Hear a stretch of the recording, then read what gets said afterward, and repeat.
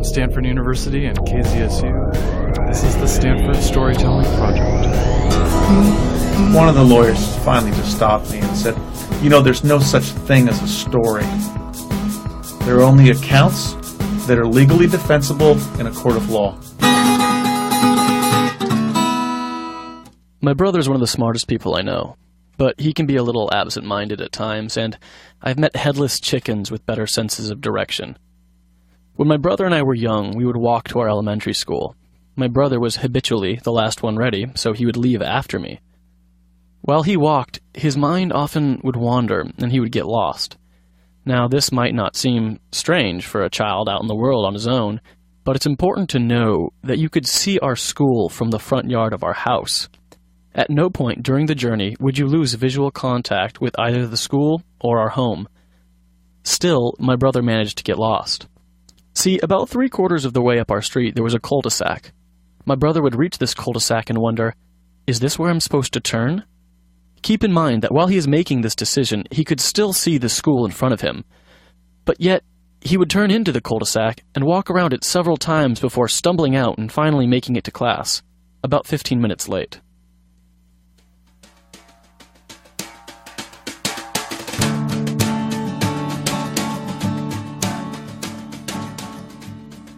This is my brother's story, and he often tells it to the amusement of his listeners. But I like to tell it too, primarily because it's a good story, but also because he is my brother. I've had to live with this horrible sense of direction, so the story means something to me personally.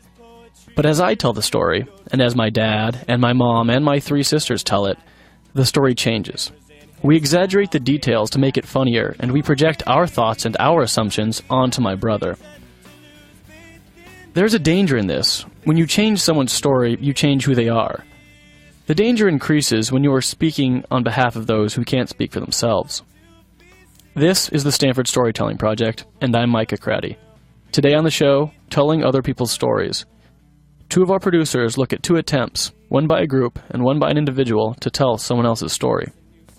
First, Dan Hirsch follows the attempt of a creative writing class at Stanford to write and illustrate a graphic novel telling the story of a Cambodian karaoke singer, the politician who seduced her, and a ruthless wife. The students have to deal with the ethical and legal perils that come from telling someone else's story, especially in a visual medium like a graphic novel. In our second story, Hannah Krakauer visits a San Francisco artist in the process of painting the portraits of all the U.S. soldiers that have died in Iraq and Afghanistan. These small memorials capture the power and difficulty of speaking on behalf of those who have fallen in battle. This is the Stanford Storytelling Project. Stay with us.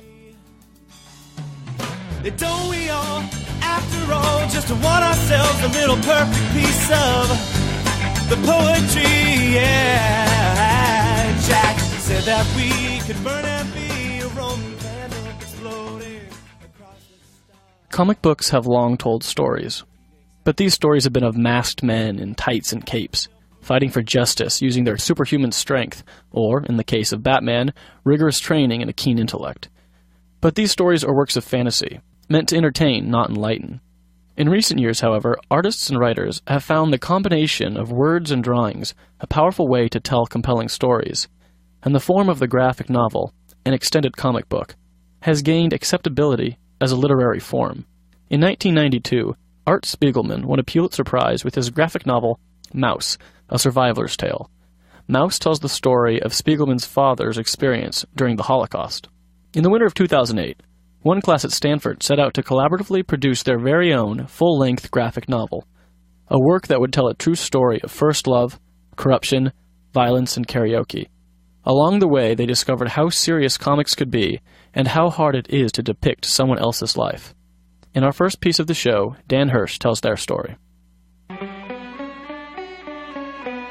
Creative writing instructors Tom Keeley and Adam Johnson wanted to make a full-length graphic novel with their class of 15 students.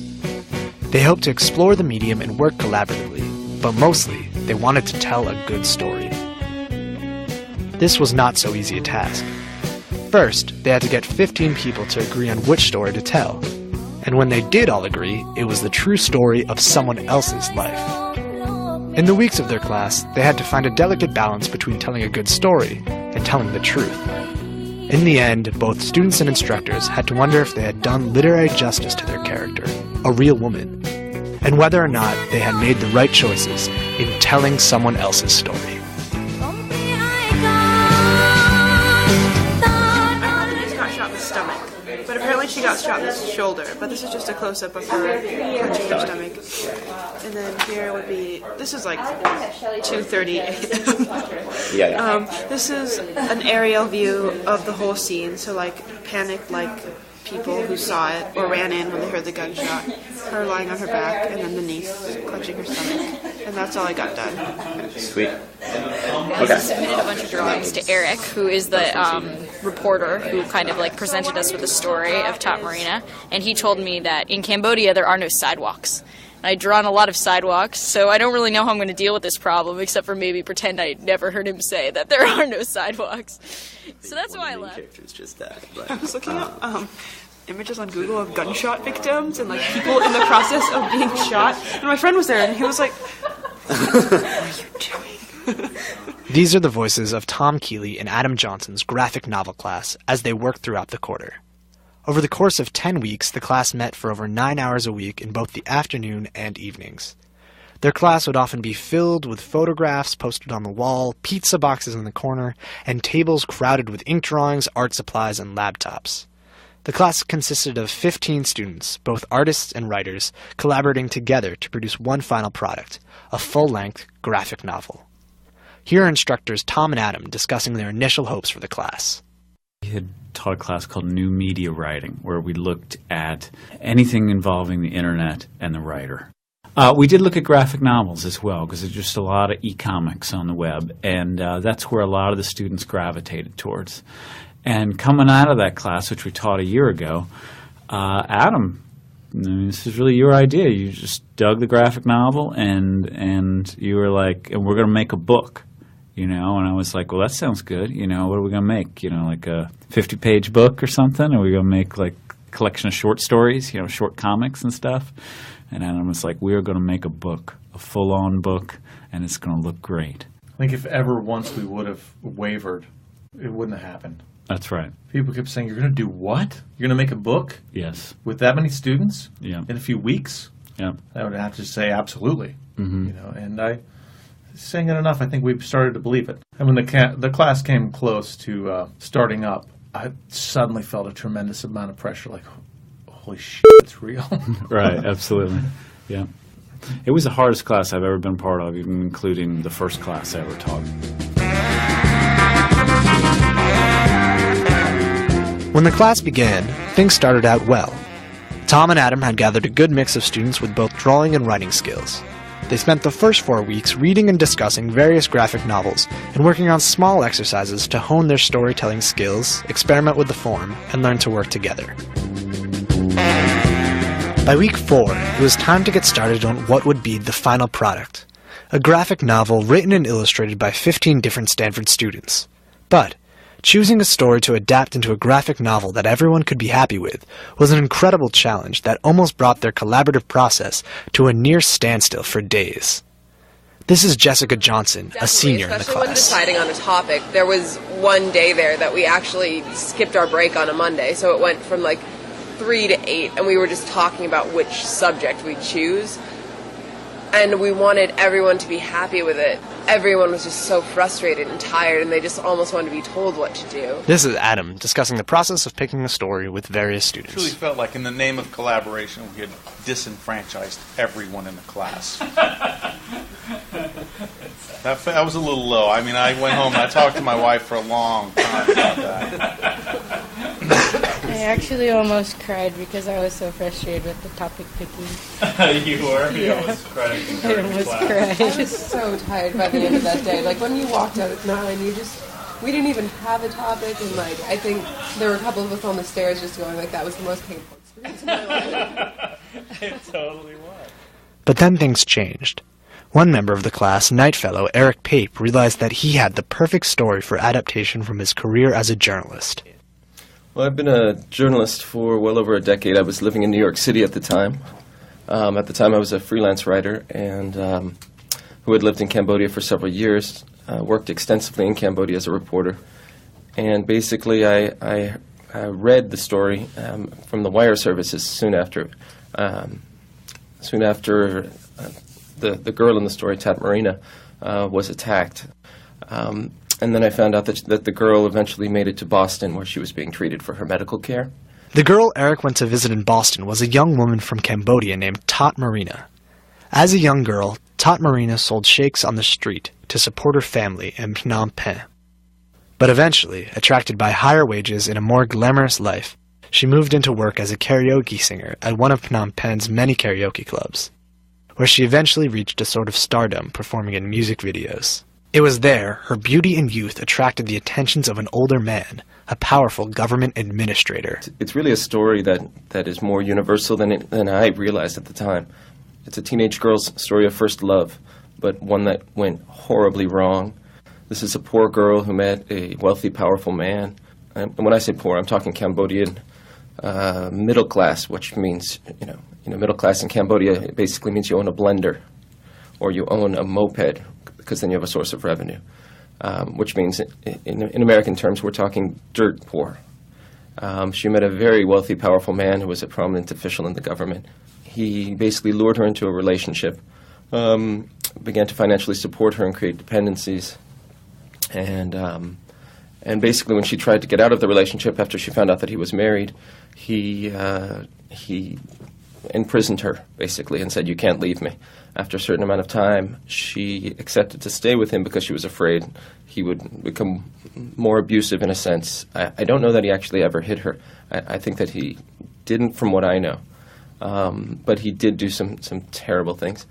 And then she decided that she would stay with him. He ultimately tried to protect her and care for her, but some other people ended up attacking her out of jealousy, basically on the orders of his wife. And it was a horrible attack, which is what sent her to the U.S.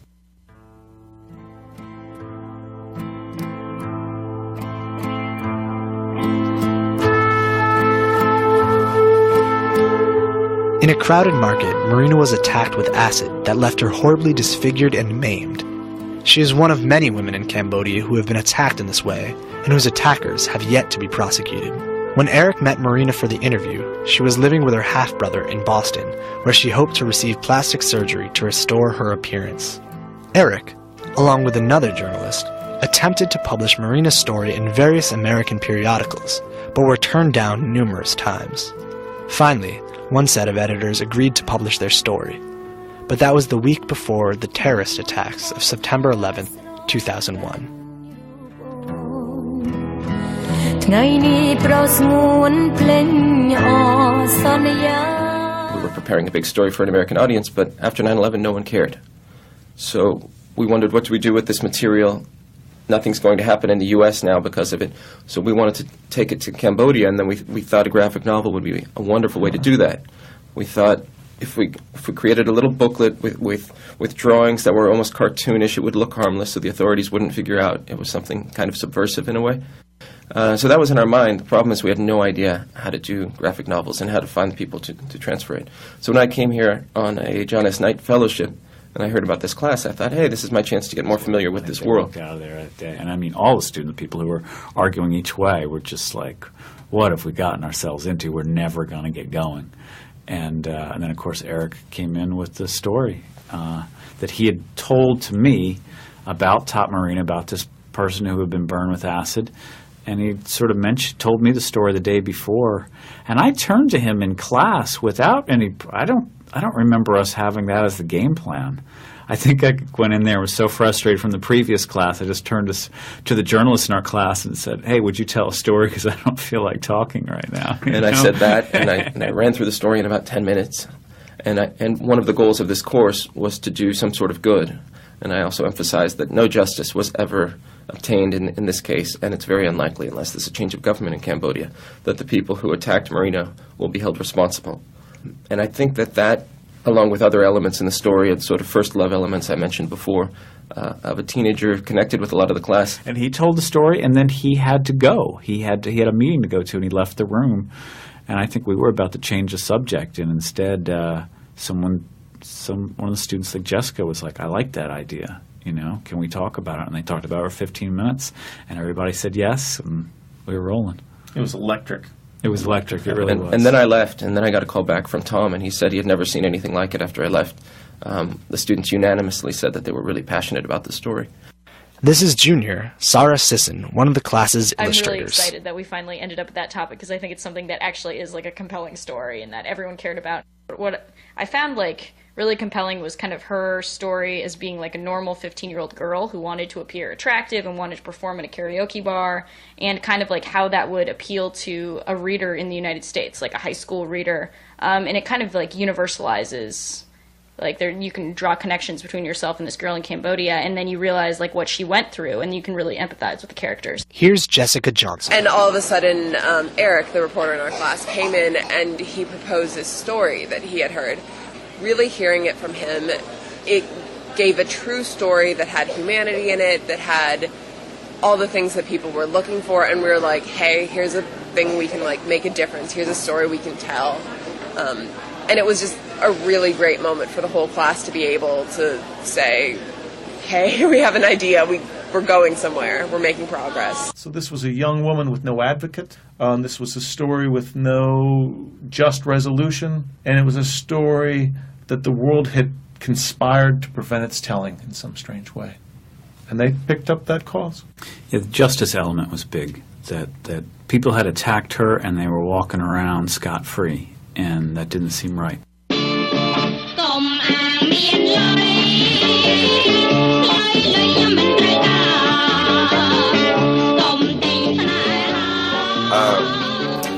I'm a little intimidated by how much work we have left to do.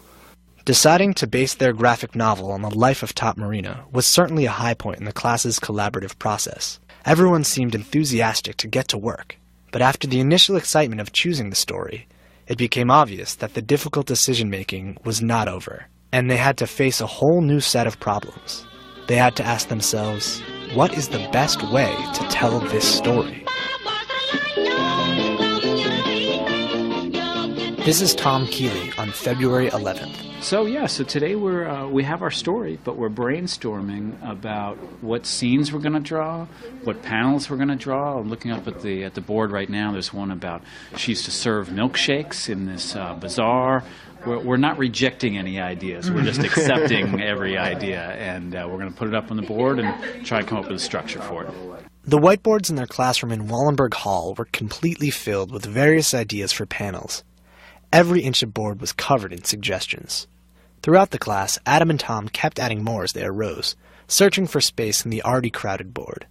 The students split up to share their individual proposals for the breakdown of the story into acts.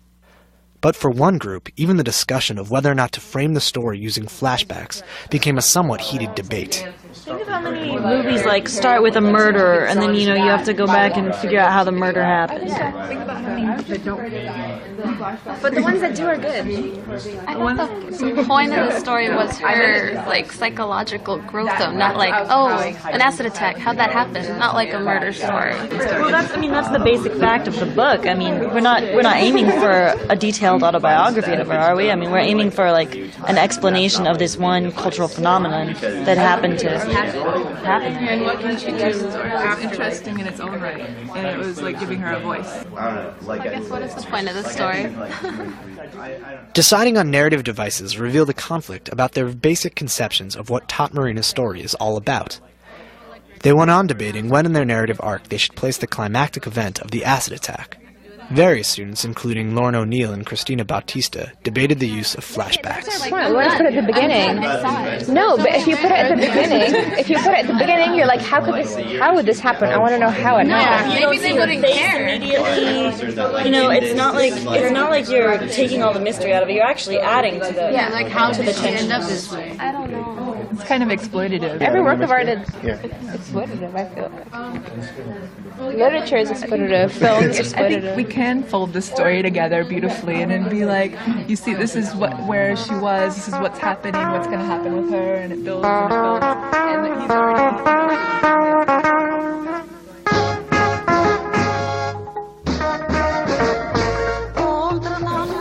I can't wait to see all these now. I'm so excited. Act 1 is here. It's Monday night, February 18th, a week later. Even though it's a school holiday, the majority of the class has come in with their homework assignment from the weekend. Several pages of sketches of storyboards for potential novel panels. Today, they have taped all their sketches to the walls and go about the room reading their classmates' storyboard proposals. Here's Jessica Johnson. I've been having a hard time, I guess, visualizing the whole thing, so having the storyboard is really helping me to get a sense of what we need to do. So what are we looking at right now? This is the end sequence that I was just told is very depressing, so I went over to see what's happening right now. Basically, Marina is talking to her brother Secundo and a reporter. It just looks at the end that no one really understands why. She wants to go back to being a karaoke star because she thinks she'll be beautiful again someday. And it's kind of sad because it just ends with her brother. Even in these preliminary sketches, the students discover that they experience some discomfort and uncertainty when depicting the emotional weight of Tot Marina's story. They're telling a story from a foreign culture and have to efficiently incorporate Cambodia's dark history into their panels. They want to include a brief section about the Khmer Rouge, in which throughout the 1970s and 80s, the military regime in power killed millions of Cambodians in a brutal genocide. This is Austin Zumbro and Justine Lai explaining their storyboard sketches to Tom Keeley. Walking down the road, and then we pull out even further and see Market, and then somehow transition to same Market, but during Khmer Rouge Revolution. But we really need to capture that time period in a few frames right there, okay, no matter how we do it. Okay. And then that allows us to talk about the Khmer Rouge Revolution and how that changed things. It's a montage of marching and kind of images that were used in newspapers or things that we can find on the internet. Some sort of scene of violence and then like skulls and... Okay. As the class goes around the room looking at each other's ideas, it also becomes clear that many are still in disagreement about the basic layout of the story. Some storyboards use the framing devices of flashbacks, switching back and forth between scenes of Marina's life in Cambodia and scenes in the US after she's been attacked. When they come together as a group to discuss, it's clear that some serious decisions have to be made about their novel structure, the narrative voice, and tone.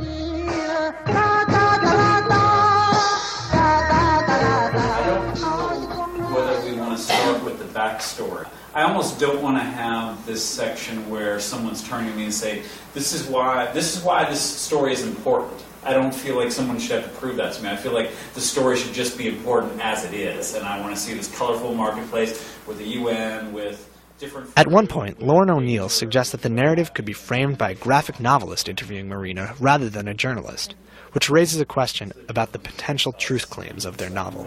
You know, you see those every so often where it's like... Yeah. It's like, and this book is what he wrote, Does that create an impression that this is truthful then? That, we sat down with her and that... maybe. Well, there's a weird pattern. In a way, we did. There's a weird pattern in this story of taking away her voice and taking away her choices. But, yeah, I totally agree with Dana. It's like we want... Marina's voice is what we want to bring through. If we do nothing else, I want her voice to be present in this story. I don't care how bad we succeed or fail or what have you. That's the voice that I want. And once the penciling gets a certain distance, the inking will come behind it. It'll be a horse race. Once the inking starts going in, the scanning, lettering. Cool. All right. That made Tom weirdly optimistic. Deeply fearful. Last questions, comments? Thanks for coming in today. I know it was your vacation.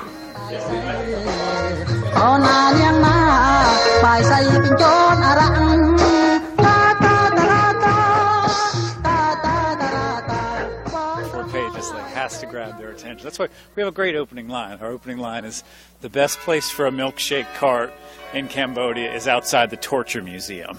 And, it's this weird, odd, line, and I think it does grab people's attention. I'm sure some people will pick up the book and say, I don't want anything to do with this whatsoever. But in any case, you're right. Hopefully, I think Act 5 will be better, but I wish it was a little bit more evened out. Well, no, I'm sure. And, I don't think it's going to be that big a difference. It's March 3rd, 2 weeks later. This is Tom with Austin Zumbro discussing how the class is doing only 2 weeks before their end-of-quarter deadline. They are hurriedly walking to the Stanford bookstore to pick up more pens for the illustrators. The bells in the background are from the Stanford clock tower, and for the graphic novel class, it's definitely crunch time. So we basically spent 2 weeks doing 1/5 of the book, and we have 2 weeks to do the other 4/5. But I think that we figured out processes, and I think we figured out personalities, and the team seemed to be working really well. So I don't know if I have much of a reputation, but I will bet my reputation that we'll be done by Wednesday, the 19th. They have about 2 weeks to produce over 200 pages. Throughout this process, on week 8, we're like, I know what we should have done in week 2. So it's great. Right now, Austin and I have the best job at the moment. That means we get to get out of the chaos that is that classroom and go shopping for pens. So we're looking for a pilot. We're looking for many pilot V5s. And So for here's 7 Pilot bottles of white. G2. That's not what we want. Have we bought them here before? No. Oh.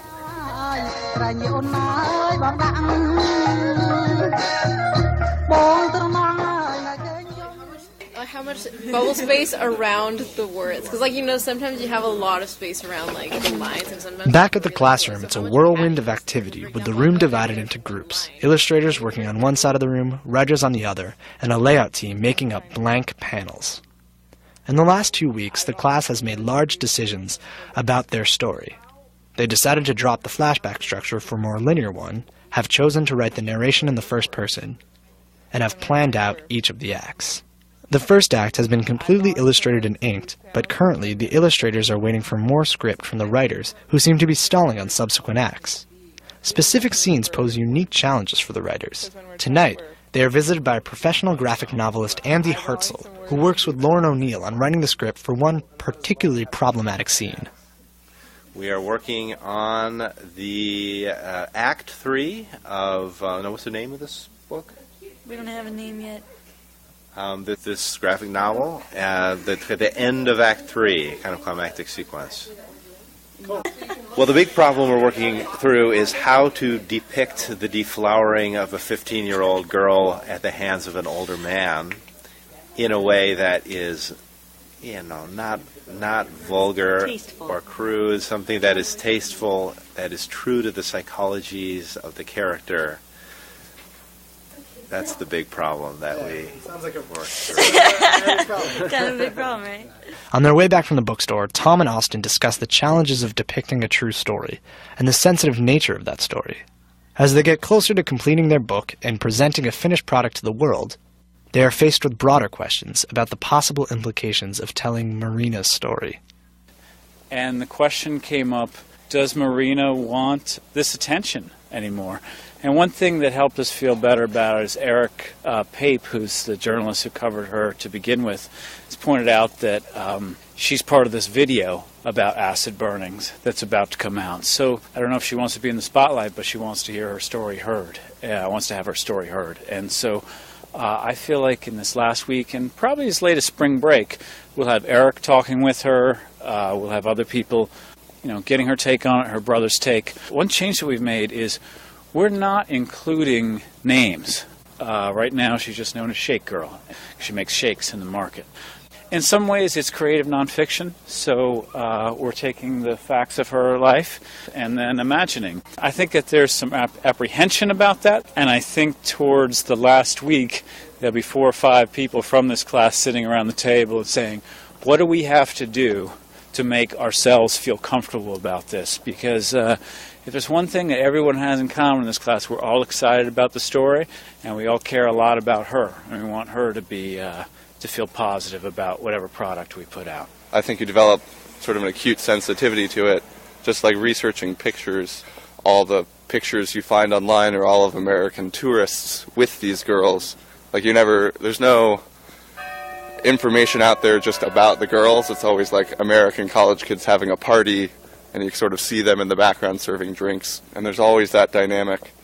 And then Tom and Austin re-enter Wallenberg Hall to deliver a packet of whiteout and several varieties of black ink pens to the busily working room of students. They continue another long night in what will be a string of long nights as they make the final push to finish their graphic novel. Talk at 8:30ish. Okay. Just check in.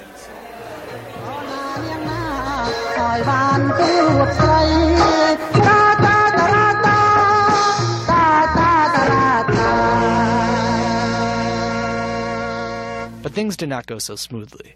In the final push to finish their project, Tom and Adam ran into a surprising new problem when they chose to meet with a team of Stanford lawyers. We were asked if we would speak with the Stanford lawyers because this is going to be something that's going to be printed and people are going to see it, and it does, its source is from the real world. I remember coming back to the office one day, and Adam had been on the phone with the lawyers for about, 2 hours? Almost, yeah.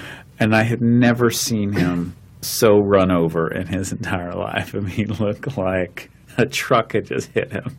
A truck full of lawyers. Had a lot of questions for him. They, from my understanding, didn't know what a graphic novel was. So there's going to be some pictures involved with this. How many pictures will you have? Oh, well, about 700. Oh, wait a second. You're putting words in the characters' mouths? You're doing what? That was an interesting day. I didn't know where the status of our project was right after that.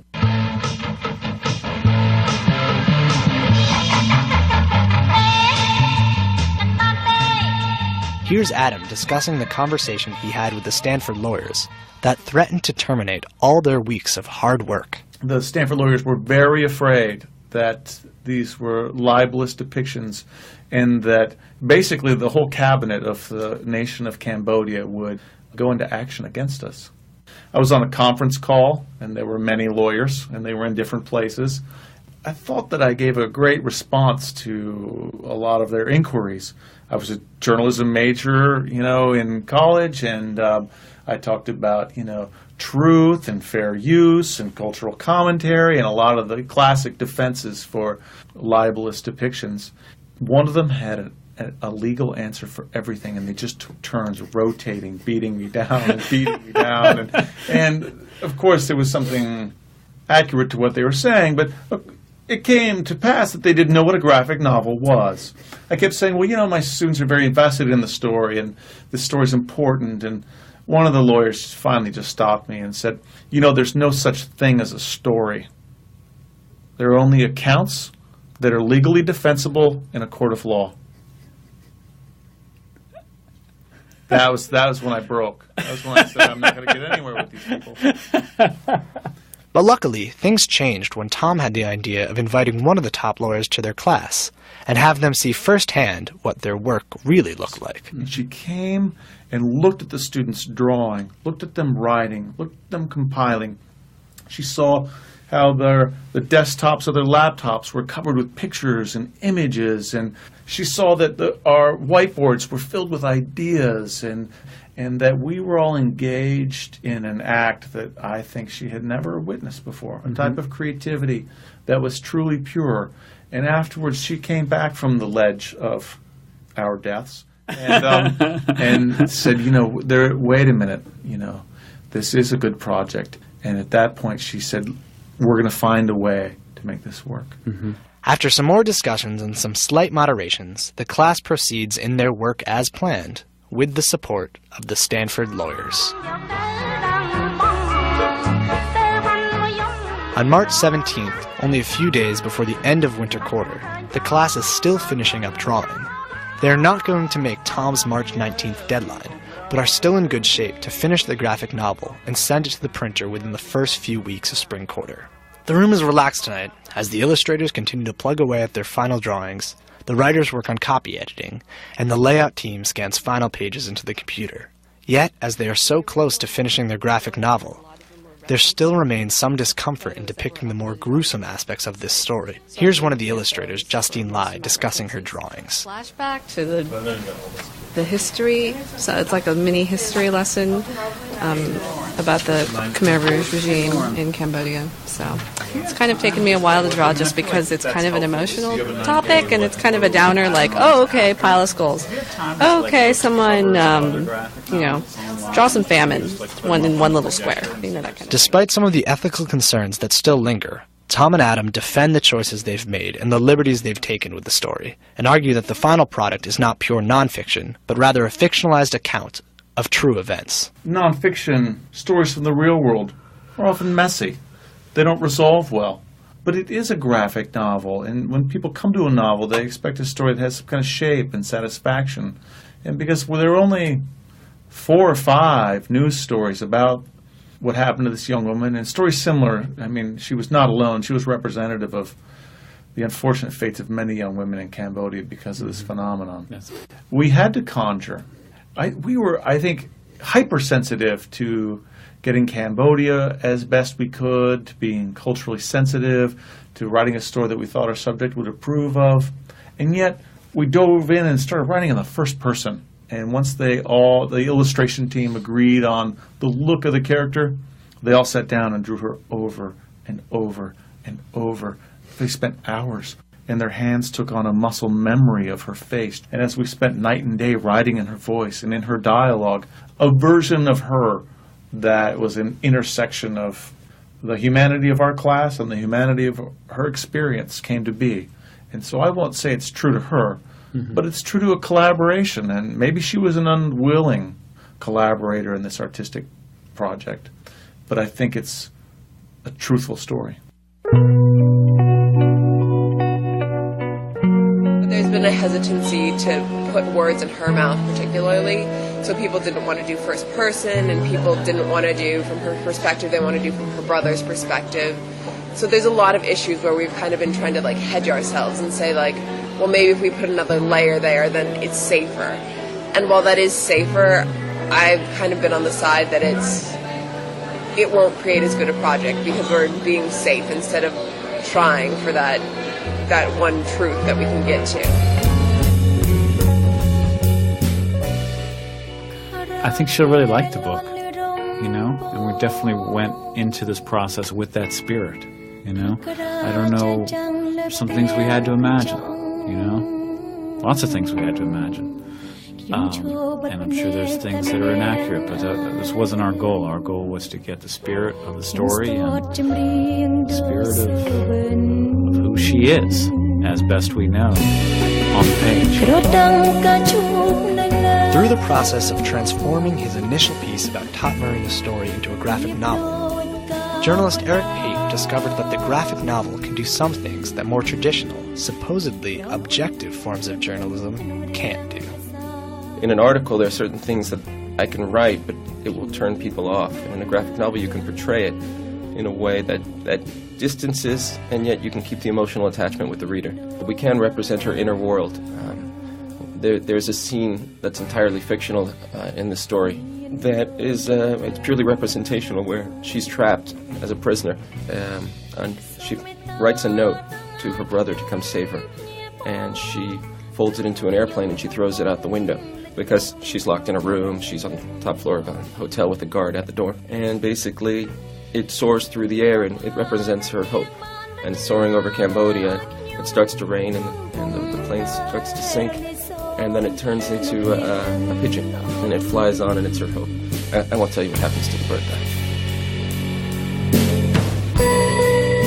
In the final weeks, Eric tried to get in touch with Top Marina and her brother in Boston to inform them about the graphic novel. After many failed attempts and wrong numbers, he finally talked to them on the phone. Here's an excerpt from an email he sent to the Storytelling Project, describing that conversation. I spoke with both Marina and her brother recently. It was very nice. Her brother still hopes that one day there will be justice for his sister. Marina now speaks English like an American girl. She's 24. She had a sort of bookkeeping job for a little while, and she's trying to figure out what to do with her life. She is interested in potentially becoming a nurse. Overall, she is much healthier physically. She was very encouraging about the idea of a graphic novel, as well as other projects that might help other girls to avoid her fate.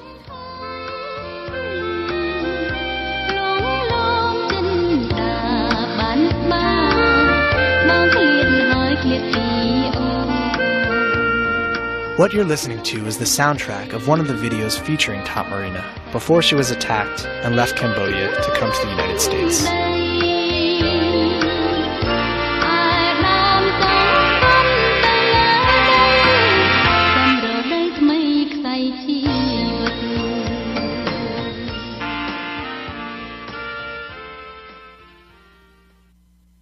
Dan Hirsch is a junior and an assistant producer for the Stanford Storytelling Project.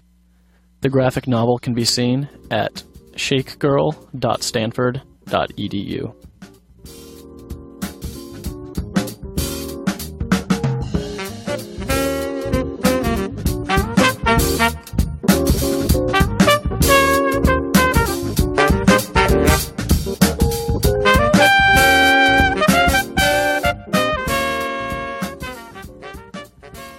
few days ago, I was driving by a military cemetery and noticed the beautiful landscaping and immaculate rows of marble headstones. I was struck by the thought that this grooming was not done for the benefit of the dead. It was done to comfort those left behind. It is up to those that remember the dead to honor them and tell their stories. In our final story of the show, Hannah Krakauer travels to San Francisco to meet with Emily Prince, an up-and-coming artist who is telling the story of the U.S. soldiers lost in Iraq and Afghanistan by painting their portraits, all 4,438 and counting. So this is Corey Spates from LaGrange, Georgia, and he died on February 10th, 2008, very recently. So there's this pencil drawing of him, and then there's text below his portrait. So this one says, Spates, who attended Troop High School, had left for his second deployment in November. He and his wife celebrated their first anniversary last week. Emily Prince works in a small studio in San Francisco. Her studio walls are filled with artwork from all different periods in her career.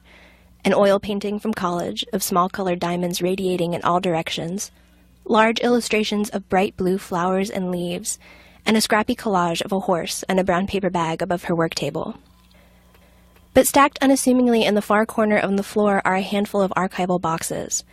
Inside these boxes are the most recent part of her current project, a project which has brought her attention from all over the world. The project to draw individual portraits of every single American soldier killed in the Iraq and Afghanistan wars. How many portraits have you drawn to date? So I have 3,892 from the Iraq War and 546 from the war in Afghanistan.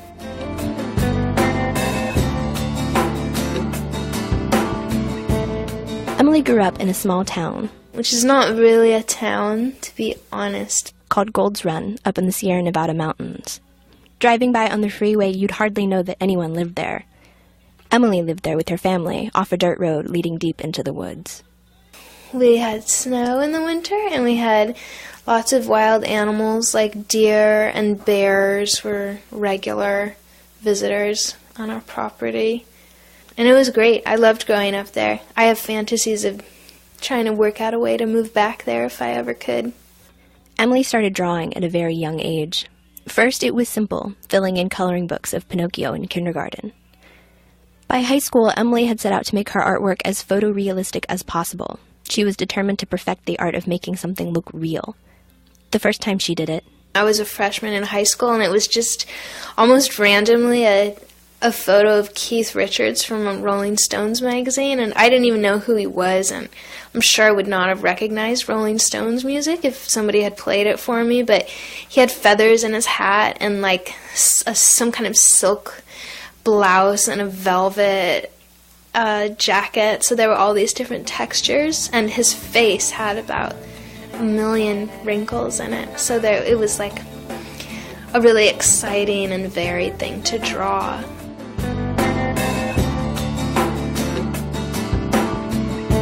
Growing up in such a rural environment, it was a bit of a shock when she decided to move to San Francisco after college. She felt lost and overwhelmed. She'd never lived in a city before, and it was so easy to feel like a stranger, even in her own home. She wanted to get to know this place that was so new to her, so she set out to do that, through drawing.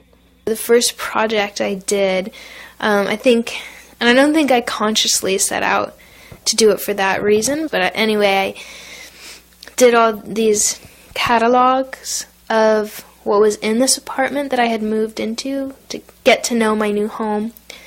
So I would take all of these different objects in the house and kind of organize them together.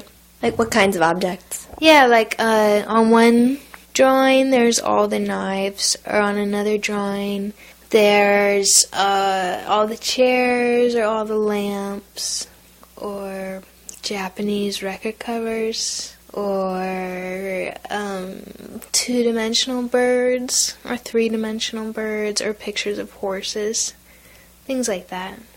But I kind of lost my steam on the catalog drawings at my house, just because at first they were very fulfilling to me to do and a joy, but at a certain point they felt too self-reflective, and I just wanted to do something that was less about me and more about something else. And I intended originally, I thought I'd make 100 drawings just for a nice round metric-y number, but then I did 52 in the end, and then my energy at that point I felt like needed to be put elsewhere, so then I stopped.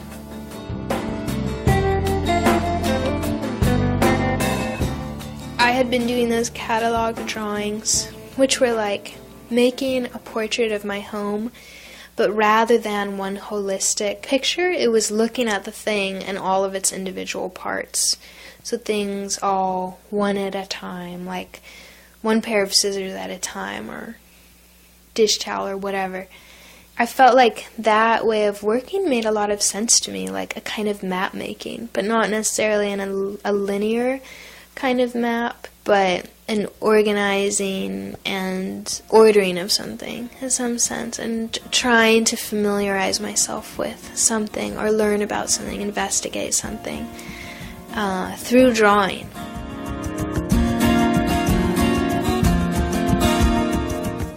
Emily needed a new project, a new investigation, something that was outside of herself.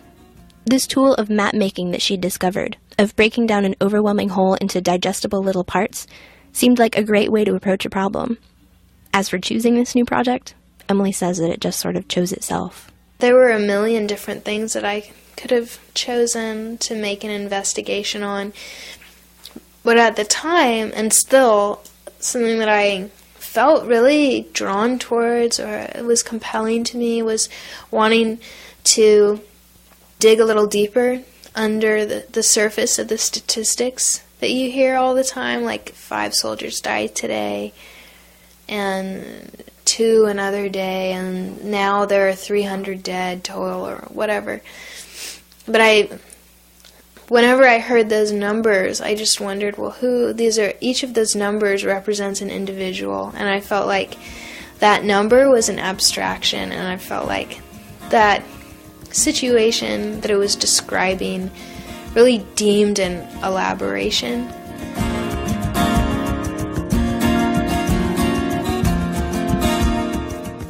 So Emily sat down to explore the statistics of the war. She broke down the number of soldiers killed each day into their individual parts, person by person, one at a time. It's become a piece in progress that she appropriately titles American Servicemen and Women Who Have Died in Iraq and Afghanistan, but not including the wounded, nor the Iraqis, nor the Afghanis.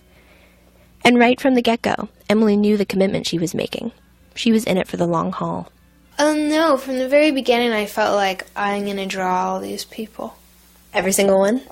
That was my plan, yeah. And there are some I haven't drawn portraits of because there are not pictures available of everybody, at least from what I've found in my research. And the people for whom there's no photo available, they still get a card and a place in the archive that I'm making, but there's an empty rectangle on the card instead of a portrait, but their name is there, and when I install it, they get a place on the wall.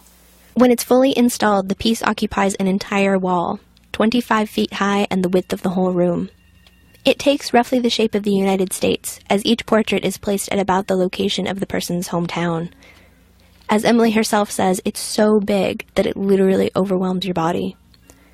But despite its size, the piece is meant to be a collection of individual things. Each one can be examined and taken in on its own. Who was the first soldier that you drew a portrait of? Well, I can remember his face completely, but I actually can't remember his name, but I think that he was from Wyoming. And I remember I used this kind of tan colored paper because he had kind of olive colored skin and black hair and kind of thick eyebrows, and he looked a lot like this kid I went to high school with named Sean Brown. And I think he was pretty young, like 19 or something. When you sit down to do a portrait, what's your process?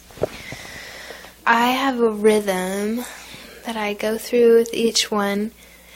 I get the picture off of the internet and read the article. Then I cut the individual pieces of paper for the portrait to go on. And I measure out all the widths and lengths in the face. Like the length and width of the eyes I measure, and the nose and the mouth and the eyebrows, and the length of the face from forehead to chin, and the width from ear to ear.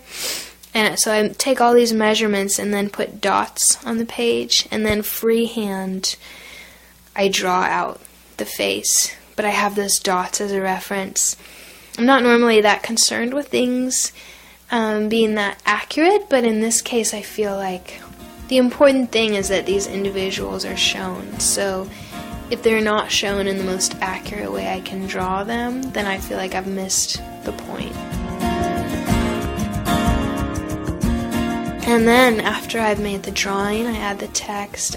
The text comes from articles that I read, and I try to just call out whatever information is there that seems most biographically specific to the individual. So less the stuff of like he fought in this troop, and less this. I try to take not the things about war. Like I never put in how they die, because I want it to be about their life and what it was that made them the individual that they were. But sometimes they're really, really specific, like this person was really into drawing and he could draw like ships really well, or this person always liked to wear army clothes and always shopped at the army surplus store from the time he was a little kid. Things like this. How many hours a week do you devote to drawing these portraits? Well, it always just depends on how many there are to draw, but I always try not to draw more than 10, because I feel like if I draw more than 10 in a day, then it could become too mechanical. So 10 is kind of like it's sacred up until then, and then after 10 it would be too many, and I would feel like my eyes would get fatigued to it and I'd stop paying attention. How long do you spend on each of these 10 portraits? Each of them take me 30 minutes to draw, which is kind of fast, but they're small. They're like a wallet-sized photograph. They're just drawn with pencil, but if you add up all the ones that have been made, it's thousands of hours altogether. Do you have any of those portraits here? I do have some. Do you? Yeah, can we have a look at them? Sure. Emily goes to the corner of her studio and picks up one of the 5 or so archival boxes off the floor. They're relatively small, and inside are a series of postcard-sized portraits, each contained within its own envelope. They're neatly stacked and leaning against one another inside the box. Okay, here. So I have them in these archival boxes that my mother gave to me, and these are the most recent ones. How many would you say that we're looking at right now in this box? Well, I've discovered that I'm really bad at guessing when I've tried. So I would guess 100, but maybe there's more, maybe there's less than that.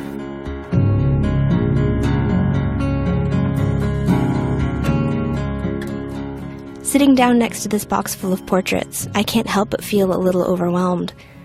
Something about seeing each person on their own page so cleanly stacked and systematically organized makes me feel the weight of it all. I know that each card represents someone who has died, and not just an abstract person, but someone whose face I can see right before me.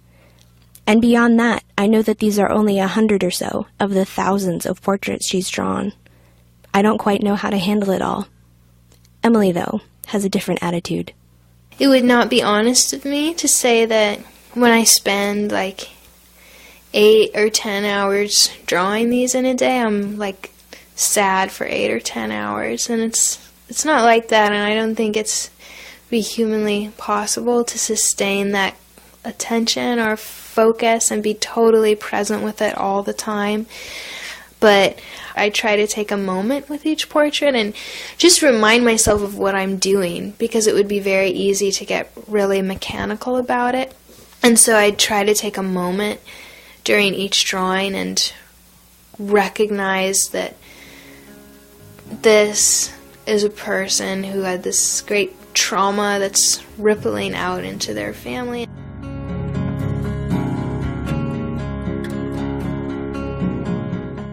Some of the faces are just sad to me, and But even more than the faces, actually, the thing that has resulted in the most emotional moments for me in doing this, or the most profound experiences, are reading the articles.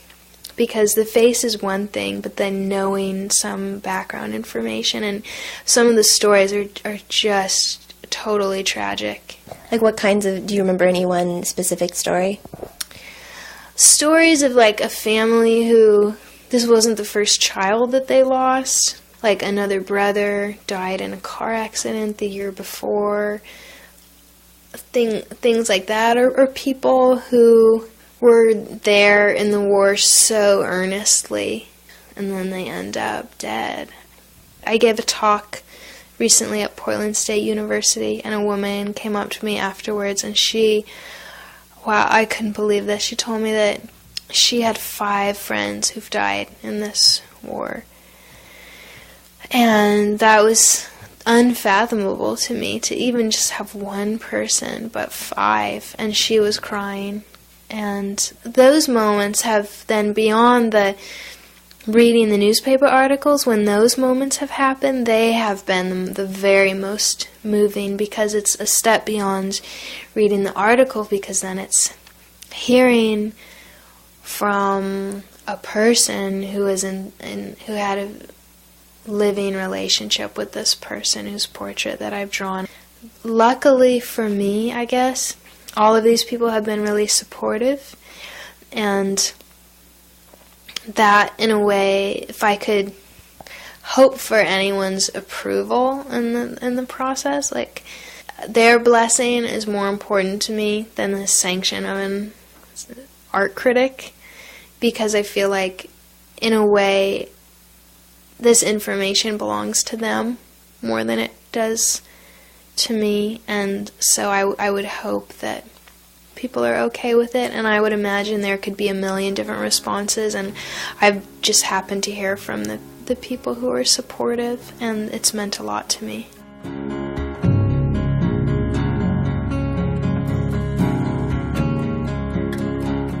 I have lots of my own doubts that come up and repeat about this project.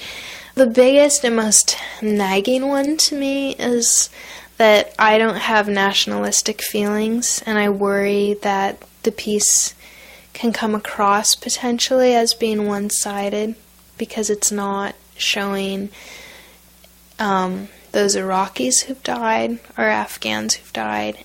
I can't draw their faces in the same way that I can draw the American faces, because you can get pictures of Americans really easily, and you cannot of the Iraqis, and so I can't get the pictures. And also, I am not an Iraqi, I'm an American, so I have somewhat of a read on our culture, and I feel like this is ethically okay for me to make these portraits. However, not knowing anything about Iraqi culture, I can't make that kind of assumption. I don't know whether it would be culturally appropriate or not for me to do that. Also, once I did a calculation, just like to think, what if I had all the pictures? And if I lived for 100 years and I worked on this for 8 hours a day, I wouldn't be able to finish. So it's impossible. So faces were out of the picture, and I thought, well, can I show the faces and then have a graph with at least dots to show the Iraqi deaths? But that seemed really wrong to me too, because that would set up a visual hierarchy where Americans get a whole portrait and an Iraqi gets a dot, and it seemed better to not go there than to do something like that seemed so unequal. So I worry about things like that. But I am at the same time an imperfect human, and I do feel like this is the best that I can do for this project.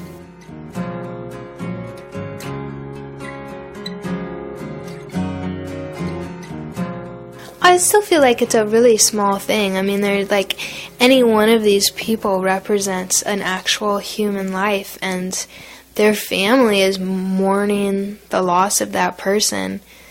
And I feel like that's where something profound is, and all I've done is made a drawing of them. So with any kind of perspective, it feels like almost nothing. But sometimes when I was figuring out what to draw in those catalog drawings, like which objects will I draw today, I'd pick up the flashlights and I'd think, well, is this valid enough to draw flashlights? Or I'd worry that maybe it was arbitrary what I'd picked. But these are never that way, never arbitrary.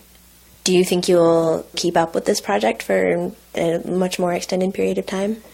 Sure. I mean, I feel committed to it for as long as the situation keeps going.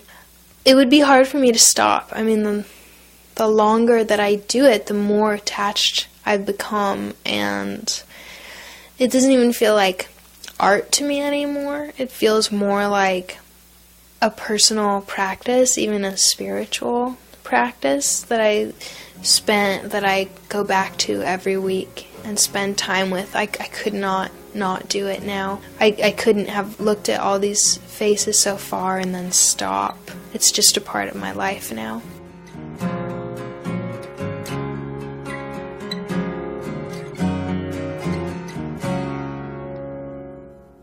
Hannah Krakauer is a sophomore and an assistant producer for the Stanford Storytelling Project. You can see Emily Prince's project at www.alloftheamericanservicemenandwomen.com.